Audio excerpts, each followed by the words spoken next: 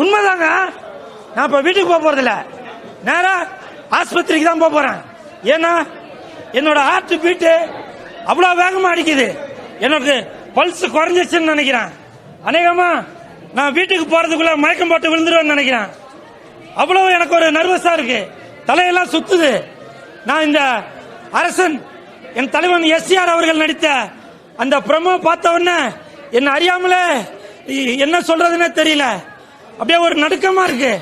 அது மட்டும் இல்லங்க, அந்த கமலா தியேட்டருக்குள்ள 703 சீட்டு, அந்த 703 சீட்லயும் யாருமே உட்காரல, உட்காராம நின்றுட்டே தான் பார்த்துட்டு இருந்தாங்க.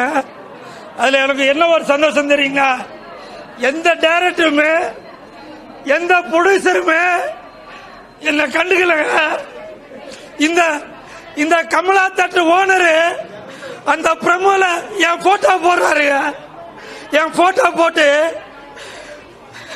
தானே தலைவன் எஸ்ஆரின் மாநாடு எல்லாரும் வழிய விடு அப்படின்னு ஒரு டைரக்டருக்கு ஒரு ப்ரொடியூசருக்கு இருக்கிற அக்கறை கூட அந்த கமலா தியேட்டர் ஓனர் என்னை விட சின்ன பையன் தான், அந்த தம்பி அதை போட்டுக்காரு.